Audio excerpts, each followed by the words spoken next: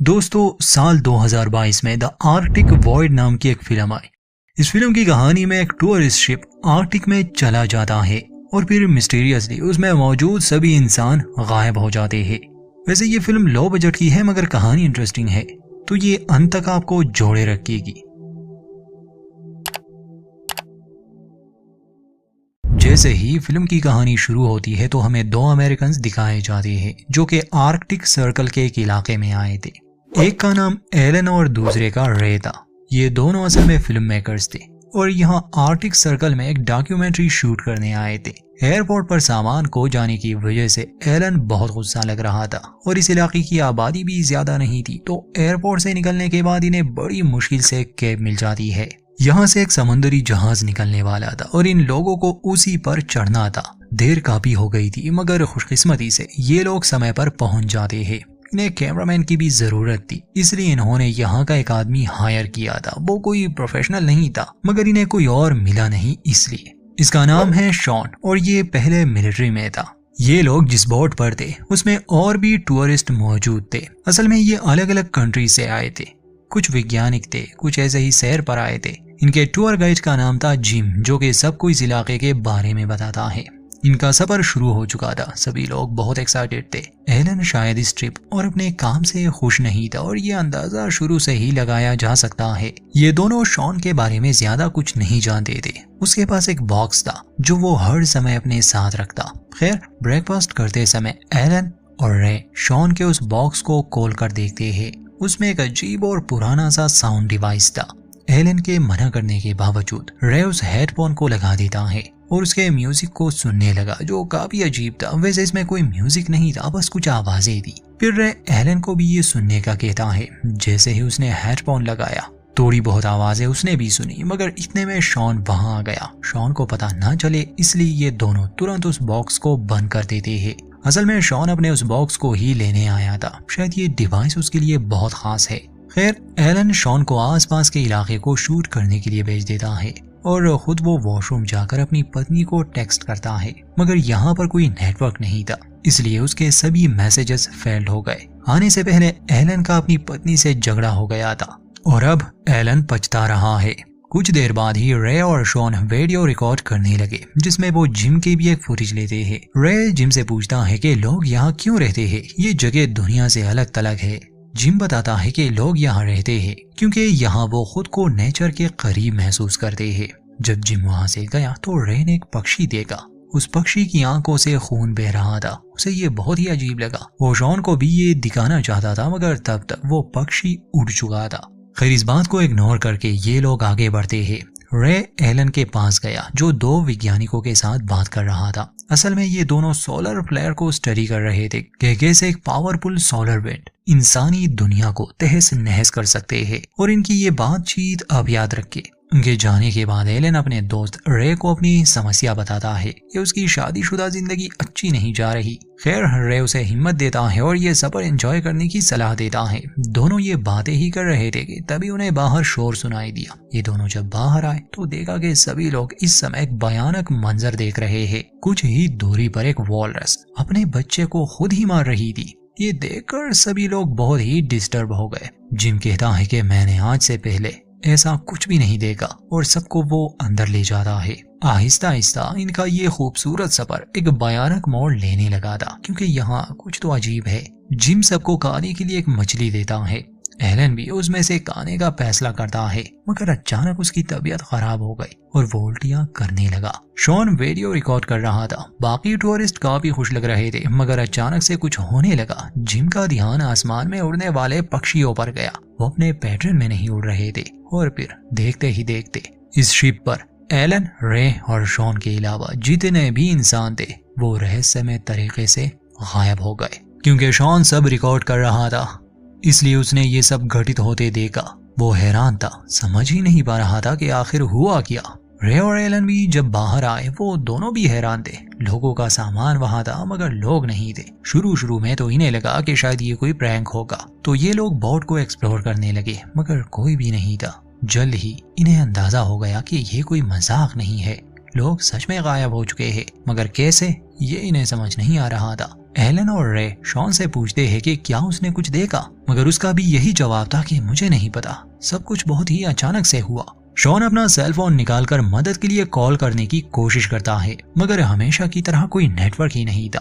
Elon ठीक महसूस नहीं कर रहा था और फिर उसने देखा कि उसके मुंह से खून आ रहा है। रे हालात को समझने की कोशिश कर रहा था। वो शिप के केबिन में जाकर रेडियो से संपर्क करता है, मगर कोई फायदा नहीं। ये लोग यहाँ बुरे बसे थे। वहाँ एक दूरबीन पड़ा था। रे उसे लेकर आसपास देखने लगा और कुछ दूरी पर उसे एक गांव दिखा, मगर वहाँ भी कोई इंसान नजर नहीं आ रहा था। रे एलन और शॉन को ये बात बताने गया। एलन तो इस हादसे से सदमे में था, वो उसकी बात को सीरियस नहीं लेता, मगर शॉन खुद ऊपर जाकर ये देखता है। ये लोग डरे हुए थे। खैर अंत में ये फैसला करते हैं कि हम वहाँ जाएंगे, किसी से मदद मांगेंगे। एलन को वहाँ एक टूरिस्ट का कैमरा मिला। वो उसे उठाता है और उसमें रिकॉर्ड की गई फुटेज देखने लगा। वो तब रे उसके पास आया और उसने नोटिस किया कि एलन के गले पर जख्म का एक निशान है। हालांकि एलन को ऐसा कुछ भी याद नहीं था कि वो जख्मी हुआ है। रे उसे कहता है कि चलो जख्म का इलाज करें। जरूरी सामान लिए ये लोग लाइफ बोट में उस टाउन की तरफ जाने लगे। वहां पहुंचकर इन्हें एक भी इंसान नहीं दिखा। लग रहा था जैसे यहाँ कोई रहता ही नहीं, मगर फिर भी ये अपनी तसल्ली करने वाले थे। आसपास की तस्वीरें देखकर यही लग रहा था कि शायद ये कोई रशियन इलाका है। यहाँ इस टाउन में बहुत से घर थे, होटल्स थे, मगर कोई भी जिंदा इंसान नहीं था। शॉन इन दोनों से कहता है कि हमें एक साथ ही रहना होगा, हालात कुछ ठीक नहीं लग रहे। खैर ये एक बड़े से इमारत के अंदर गए, कोई इंसान इन्हें नहीं मिला। ये एक खाली पूल में खड़े थे। एलन इस सबसे बहुत परेशान था। तभी उन्हें कुछ सुनाई दिया। ये लोग उस आवाज के पीछे भागे। वहां पहुंचकर इन लोगों ने देखा कि वहां कॉरिडोर में एक जख्मी हिरन तड़प रही है। ये बिल्कुल वैसा ही था जैसे इन लोगों ने पहले जानवरों में ये अजीब से बदलाव देखे। तो अब सवाल ये है कि आखिर ये सब हुआ कैसे, इंसान कहाँ चले गए और सिर्फ ये 3 लोग ही क्यों बचे। हिरन का ये तड़पना काफी दिल दहला देने वाला था और ये लोग समझ चुके थे कि यहाँ पर कुछ अननेचुरल हो रहा है। यहाँ इस टाउन में लोगों का ना होना इसका भी यही कारण हो सकता है, क्योंकि रे ने एक जगह देखा कि टेबल पर सूप पड़ा था और वो अब भी गर्म था। इसका मतलब कि यहाँ के लोग भी शिप की तरह गायब हो गए अचानक से। खैर ये लोग उस जगह से बाहर निकले, मगर अब एलन सही से चल ही नहीं पा रहा था। रे ने जब उसका पैर देखा तो वो भी जख्मी हो चुका था। शॉन कहता है कि हम यहाँ नहीं रुक सकते, हमें यहाँ से निकलना ही होगा, मगर एलन इतना कमजोर हो चुका था कि उसके लिए चलना अब मुश्किल था और रे अपने दोस्त को ऐसे अकेले तो नहीं छोड़ सकता था। फिर लंगड़ाते हुए वो बोट की तरफ जाने लगा ताकि वो वहां से कुछ मेडिसिन ला सके, मगर रास्ते में उसे एक पोलर बेयर दिखा। वो उसके सामने ही था, मगर वो एलन पर अटैक नहीं करता क्योंकि उस बेयर के शरीर पर भी जख्मों के निशान थे और बाकी जानवरों की तरह वो भी ठीक नहीं था। वो अपने रास्ते निकल जाता है। शॉन और रे अभी भी टाउन में घूम रहे थे। उन्हें एक बिल्डिंग में लाइट जलती हुई नजर आई। लगा उन्हें कि शायद वहां कोई है, इसलिए दोनों उस तरफ भागे, मगर अफसोस के वहां कोई नहीं था। फिर रे ने बाहर एक रोशनी देखी जैसे किसी ने फायर किया हो। रे को अपने दोस्त एलन की फिक्र थी, इसलिए वो बाहर जाता है। एलन वहां बैठा हुआ था। रे उसे अंदर ले आया और काउच पर सुला दिया। शॉन अभी भी बाहर था। जो साउंड डिवाइस उसके पास थी वो उसे खोलता है और हेडफोन लगाकर वो वही आवाजें सुनने लगा। वैसे ये अजीब जरूर था क्योंकि ऐसे हालात में उसे यहाँ से निकलने का सोचना चाहिए। वहाँ एलन की हालत बिगड़ती जा रही थी। वो उस कैमरा को देखने लगा जो शिप के उन टूरिस्ट में से किसी का था। एलन ने देखा कि जब वो हादसा हुआ, यानी सबका गायब होना, तब शॉन था वहाँ और वो ये सब रिकॉर्ड कर रहा था। इसका मतलब कि वो कुछ तो जानता है। जैसे ही रे रूम में आया, एलन उसे ये बताना चाहता था, मगर शॉन भी वहां आया। रे शॉन से कहता है कि हमें यहाँ से निकलना होगा। एलन की हालत ठीक नहीं है और इसे इलाज की जरूरत है। लाइफ बोट 3 के पास, बस उसमें फ्यूल कम था। तो रे कहता है कि मैंने यहाँ आसपास कुछ गाड़ियां देखी, मैं उससे फ्यूल ले लेता हूँ। रे फ्यूल लेने गया। तब एलन ने शॉन से कहा कि तुम इसके बारे में पहले से ही जानते थे, बताओ यहाँ क्या हो रहा है। मगर शॉन कोई जवाब नहीं देता और वो उसे अपने साउंड डिवाइस का वो हेडफोन लगा देता है, जिससे एलन सो गया। कुछ देर बाद जब रे वापस आया, क्योंकि उसने लाइफ बोट के इंजन में फ्यूल भर दिया था, तो एलन उसे कुछ बताना चाहता था। फिर जब रे ने वो वीडियो फुटेज देखी तो उसे बहुत गुस्सा आया। वो बाहर की तरफ भागा और शॉन को पकड़ लिया। वो उससे झगड़ा करने लगा, पूछता है कि बताओ यहाँ क्या हो रहा है और तुम हमसे क्या छुपा रहे हो। शॉन बताने के लिए मान गया। वो कहता है कि यहाँ पर एक एक्सपेरिमेंट चल रहा है। वो इंसान जो गायब हुए उन पर एक सुपरसोनिक हथियार का इस्तेमाल किया गया। उसकी वाइब्रेशन से वो लोग खत्म हो गए, मिट गए, मगर इस हथियार का जानवरों पर वो असर नहीं होता, इसलिए यहाँ आसपास के सभी जानवर घायल हालत में हैं। मुझे यहाँ भेजा गया था ताकि मैं सब रिकॉर्ड करूँ। उन्होंने मुझे ढेर सारे पैसे देने का वादा किया था और साथ में ये डिवाइस भी दी थी। उन्होंने कहा था कि मैं इस आवाज को सुनूं, इससे मैं सुरक्षित रहूंगा, क्योंकि इस साउंड की वाइब्रेशन के बाद मेरे दिमाग पर उस हथियार का कोई असर नहीं होगा। और तुम दोनों भी इसीलिए बचे हो क्योंकि तुमने भी ये आवाज सुनी। और एलन इसलिए बीमार हुआ क्योंकि उसने मछली खाई थी और वो मछली पहले से ही बीमार थी रेडिएशन की वजह से। ये सब जानकर रे को झटका लगा कि आखिर सरकार ऐसे खतरनाक हथियार को आम लोगों पर कैसे टेस्ट कर सकती है। शॉन बताता है कि मिलिट्री वालों ने मुझे एक सैटेलाइट फोन दिया था, मगर मैं उनसे संपर्क नहीं कर पाया। ये सब बहुत ही सीक्रेट है और वो कभी भी हमें जिंदा जाने नहीं देंगे जहाँ तक मुझे लगता है। रे एलन के पास आता है जो कि अब मरने वाला था। रे उसे इस एक्सपेरिमेंट के बारे में बताता है और ये भी कि वो दोनों कैसे बचे। एलन एक आखिरी संदेश अपने परिवार के लिए रिकॉर्ड कर देता है और इसके बाद वो मर गया। रे एलन का सामान और सेलफोन झील में फेंक देता है कि शायद ये किसी को मिले। वहाँ शॉन एक इमारत की ओर बढ़ रहा था और अचानक गोली चलती है जिससे शॉन मारा गया। असल में वो लोग जो ये एक्सपेरिमेंट कर रहे थे वो इन लोगों को स्टडी भी कर रहे थे। वो किसी को भी यहाँ से जिंदा जाने नहीं देंगे। फिल्म के अंत में जब रे एक रूम में था तो वहाँ का फोन बजने लगा। रे ने शॉन की लाश देखी जिससे वो समझ चुका था कि वो लोग शुरू से ही इन पर नजर रख रहे हैं और शायद वो रे को भी मार दे। रे घबराया हुआ था और यहीं पर फिल्म का अंत होता है। तो कहानी सीधी सादी थी। एक सुपरसोनिक हथियार की वजह से सारे इंसान गायब हो गए। हालांकि ऑडियंस को डिस्ट्रैक्ट करने के लिए सोलर विंड का वो कॉन्सेप्ट बताया गया। उम्मीद करते हैं हमारी ये वीडियो आपको पसंद आई होगी। तो लाइक करना ना भूले और चैनल पर नए हैं तो सब्सक्राइब ज़रूर कर दे। Hello friends, welcome back to Hadiya movie review channel. I hope कि आप सब ठीक होंगे। तो आज की वीडियो को अपनी हम शुरू कर लेते हैं। आज की वीडियो में हम जो रिव्यू करने जा रहे हैं वो एक मूवी होगी, ठीक है, जो कि वर्ल्ड की बिगेस्ट मूवी है। उससे पहले गाइस, अगर आप लोग हमारे चैनल पर नए हो तो हमारे चैनल को सब्सक्राइब करो, वीडियो को लाइक करो, ताकि आप लोगों को जो भी मूवी और ड्रामे से रिलेटेड अपडेट्स हैं वो डेली मिल सकें। Okay, so without wasting our time अपनी वीडियो को अब हम शुरू कर लेते हैं, ठीक है। तो यहाँ पे जो मैंने अभी बात की थी कि हम वर्ल्ड बिगेस्ट मूवी का रिव्यू करेंगे, ठीक है, कि उस मूवी में क्या है, क्या स्टोरी है। तो यहाँ पे अब मैं थोड़ा गूगल की हेल्प लूँगी। वैसे तो मुझे पता है, बट स्टिल गूगल की हेल्प से हम रीच आउट करेंगे। ओके, यहाँ पे मैं लिख देती हूँ वर्ल्ड लार्जेस्ट मूवी, ठीक है। तो यहाँ पे अभी तो फ़िलहाल मेरे पास कुछ ऐसी 10 largest grossing Hollywood films worldwide आई हैं। सबसे पहले हम देख लेते हैं अवाटर, ठीक है। अब यहाँ पे मैं लिख लेती हूँ अवाटर मूवी, ठीक है। अवाटर मूवी जो है उसका विकीपीडिया मेरे पास आ गया है और ये 2009 की फ़िल्म है, ठीक है। 2009 की फ़िल्म है। अब हम इसमें देख लेते हैं कि क्या क्या था। तो सही है, इन्फॉर्मेशन काफ़ी ज़्यादा अच्छी है इसकी।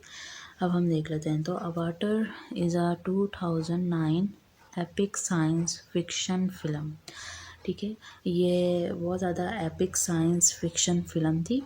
ओके, को प्रोड्यूस्ड और coedited, written and directed by James Cameron, ठीक है। जैसिम सैमिरोन इसके जो हैं वो को प्रोड्यूसर भी थे, को एडिट भी थे, राइटर भी थे और डायरेक्टर भी थे। मतलब कि जो मूवी के 4 मुश्किल और इम्पोर्टेंट जो है वो एसेप्ट्स होते हैं, पार्ट होते हैं, वो इन्होंने खुद किए थे। आगे देख लेते हैं इसकी कास्ट के बारे में, ठीक है, कि कास्ट क्या थी। इसमें इंक्लूड था साइम वॉस्टिंगो, ओके, साइम वॉस्टिंगो था इसमें। जोई सल्डाना था, ठीक है। फिर आता है स्टीफन लैंग, वो थे, ठीक है। Michelle Rodriguez, okay. Sigourney Weaver, ठीक है। ये सारी इसमें कास्ट थी। आई थिंक जोई सैलंडाना जो है वो लड़की है इधर, क्योंकि इनके नाम मतलब बॉय गर्ल के एक जैसे होते हैं। अब हम देख लेते हैं आगे, मतलब कास्ट आपको पता चल गई है। एडिटर और को प्रोड्यूसर था जामेस सैमिरॉन, हाँ शायद ये नाम था, सैमिरॉन था। अब हम आगे चलते हैं। It is a first instalment in the Avatar film series, ठीक है। कभी भी अवाटर में इतनी बड़ी कोई भी फिल्म नहीं आई थी, और ये फर्स्ट इंस्टॉलमेंट मूवी थी और सीरीज़ भी, ठीक है। अब हम आगे देख लेते हैं कि it is a set in the mid to 22 century, ठीक है। ये जो सेट है वो मिड ऑफ 22 सेंचुरी में आया गया, शायद तब 22 सेंचुरी का मिड होगा। When humans are colonising Pandora, ठीक है। तब जो ह्यूमंस हैं वो कोई कॉलोनाइजिंग कर रहे थे पेंडोरा में। अ लश हैबिटेबल मून, ठीक है। यहाँ पे लश हैबिटेबल मून होता है of a gas kind in a Alpha Centauri star system, ठीक है। अल्फा जो है वो स्टार सिस्टम में एक कोई प्रॉब्लम होता है, ठीक है। गैस काइंड मतलब एक बड़ा स्टार होता है, जो मतलब स्पेस में स्टार्स होते हैं वो वाले। उसके बाद in order to mine the valuable on unobtanium room temperature superconductor material mineral, ठीक है। यहाँ पे room temperature superconductor mineral आ जाते हैं। The expansion of the mining colony threatens and continue existence of local tribe of Na'vi, a humanoid species, indigenous to Pandora, ठीक है। तो स्पीसीज़ वगैरह भी और सब कुछ उन्होंने दिखाई गई हैं यहाँ पर। The title of the film refers to the genetically engineered, ठीक है। जो भी उन्होंने मतलब रेफ़र लिया है मूवी में, और जेनेटिकल इंजीनियर्ड है, नेवी बॉडी है ऑपरेटेड फ्रॉम द ब्रेन, और ऐसी बॉडी है जिसको आप अपने ब्रेन से ऑपरेट कर सकते हो, of a remotely located human that is used to interact with the native of Pandora, ठीक है। अब डायरेक्टेड बाय हमने देख ली है, यहाँ पे मुझे शायद से हो, ठीक है। डायरेक्टेड बाय जेम्स, एक मिनट, ठीक है। डायरेक्टेड बाय जो है वो जेम्स सैमिरॉन ने की है, रिटर्न भी इसने की है, प्रोड्यूस भी इसने की है। स्टार्टिंग और स्टेयरिंग जो हैं वो कास्टेड जो भी लोग थे वो मैंने आपको बता दिया, ठीक है। अब यहाँ पे आता है सिनेमाटोग्राफर जो है वो मैरो फिरौन ने किया था, एडिट बाय उसी ने किया था, लेकिन साथ जॉन फिरो और स्टीफन वीकिन भी था। म्यूज़िक बाय जेम्स हॉर्नर उसने किया था। प्रोडक्शन कंपनीज अगर हम इसमें देखें तो 20 सेंचुरी फॉक्स थी, डुएन एंटरटेनमेंट थी, पार्टनर्स थे लाइनस्टॉर्म एंटरटेनमेंट, ठीक है। तो ये कुछ प्रोडक्शन कंपनीज थी वहाँ पे, ओके। अगर हम अब देखें डिस्ट्रीब्यूटेड बाय, जो डिस्ट्रीब्यूटेड किया था वो 20 सेंचुरी फॉक्स ने किया था। रिलीज़ डेट जो है वो दिसंबर की 10 थी 2009, ठीक है। और हाँ 18 दिसंबर को यूनाइटेड स्टेट में ये लॉन्च की गई, सही है। रनिंग टाइम अगर हम इसका देखें तो 162 मिनट्स है, जो कि अप्रॉक्सीमेटली 2.5 घंटे या 3 घंटे की बनती है। अच्छा जी, अब यहाँ पे हम देख लेते हैं, ये बनती है 2 घंटे 40 मिनट की, मतलब लगभग 45 मिनट की, 2 घंटे 45 मिनट की ये मूवी थी। कंट्रीज़ अगर हम देखें कहाँ कहाँ पे लॉन्च हुई है तो यूनाइटेड किंगडम था और यूनाइटेड स्टेट्स था। लैंग्वेज इसकी इंग्लिश थी लेकिन बाद में डब्ड हो गई होगी। बजट इसका था 237 मिलियन डॉलर, ये इसका बजट था। बॉक्स ऑफिस में इसने कमाया है 2923 बिलियन डॉलर्स, और मतलब काफ़ी ज़्यादा मूवी चली थी। ओके, तो अब यहाँ पे इसकी आगे डेवलपमेंट वगैरह है और भी इसकी काफ़ी ज़्यादा इन्फॉर्मेशन है, तो उसको हम देखते हैं अभी। ठीक है, तो बाकी मैंने बता दिया आपको कितना बॉक्स ऑफिस था, कितना सब कुछ था। अब हम देख लेते हैं कि development of water began in 1994। इनकी डेवलपमेंट जो है वाटर की वो बिगेन हुई थी 1994 में, when Cameron wrote 80 page treatment for the film. ठीक है, और स्क्रिप्ट की बात की जाए तो 80 पेजेस की स्क्रिप्ट थी। ठीक है, film was supposed to take place after the completion of Semiron। ठीक है, 1997 film Titanic for a plan release in 1999। ठीक है, टाइटैनिक से पहले ही जो है वो इसकी प्लानिंग चल रही थी। ठीक है, मतलब 1997 में ही इसकी जो है वो प्लानिंग रन अप हो रही थी, और अब जो है वो टाइटैनिक जो है वो 1999 में ये और 1997 में इसकी प्लानिंग चल रही थी। However according to Cameron the necessary technology was not yet available. ठीक है, कैमेरॉन के अकॉर्डिंग जो उनको टेक्नोलॉजी चाहिए थी, जो मतलब इफ़ेक्ट्स वगैरह चाहिए थे, वो उनके पास तब नहीं थे, क्योंकि तब ऑलरेडी सब कुछ था तो वो नहीं थे। ठीक है, इस वजह से वो अचीव नहीं कर पाए जो विजन फिल्म का देख रहे थे, मतलब जिस तरह फिल्म को देख रहे थे वो अचीव नहीं कर पाए। Work on the fictional constructed language of a Na'vi began in 2005 and Cameron began developing the screenplay and fictional universe is earlier 2006। ठीक है, फिर उन्होंने जो है वो डेवलपिंग लाए और उसके बाद उन्होंने स्क्रीन प्ले किया। स्क्रीन प्ले होता है शूटिंग करना। ठीक है, और उन्होंने फिक्शनल यूनिवर्स जो बनाया वो 2006 में बनाया, मतलब उन्होंने शूटिंग और वो सब स्टार्ट कर दी थी 2005 में, और जो है फिर उसका स्क्रीन प्ले किया 2005 में ही, लेकिन जो उन्होंने यूनिवर्स वगैरह और फिक्शनल वगैरह बनाया 2006 में बनाने पड़े उनको। अब आता है Avatar was officially budget at 337 million dollars, जो कि मैंने ऑलरेडी आपको बता दिया है, due to the groundbreaking array of a new visual effects. ठीक है, उनको कुछ जो इफ़ेक्ट्स चाहिए थे, वीडियो इफ़ेक्ट होते हैं अरे के लिए, वो नहीं मिल पा रहे थे उनको। ठीक है, Cameron achieved in cooperation with Weta Digital and विलिंगस्टोन। ठीक है, अब other estimated put the cost between 280 million. ठीक है, उन्होंने जो है वो 280 मिलियन के बीच में कॉस्ट रखी थी, बट इतना नहीं लगा उनका, and 310 million for the production at 150 million for the promotion. ठीक है, ये बजटिंग उनकी हुई थी जो कि बहुत ज़्यादा बन रही है।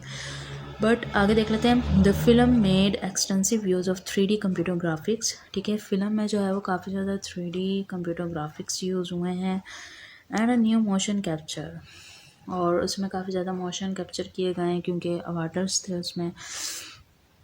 Film techniques and was release for a traditional weaving. ठीक है, ट्रेडिशनल वीविंग के लिए हुआ, 3D व्यूइंग के लिए हुआ,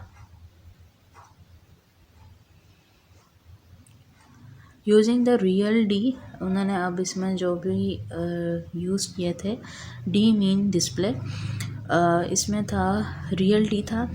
ठीक है, फिर 3D था, फिर डॉल बाय 3D था, फिर expand D 3D and IMX 3D formats. ठीक है, ये सारे इन्होंने डिस्प्ले के लिए चीज़ें यूज़ की थी। फिर आता है 4D एक्सपीरियंस, जो कि सिलेक्टेड हुआ था साउथ कोरिया थिएटर्स में। ठीक है, तो साउथ कोरिया क्योंकि काफ़ी ज़्यादा एडवांस है, तो उन्होंने वहाँ पे 4D में रिलीज़ करवाया था ये। ठीक है, अब आगे हम देख लेते हैं। आगे वो कहता है द सीरीज़ वॉज फ्रैक्चुएटेड Cameron renewed with this Titanic co-producer Jon लैंडो।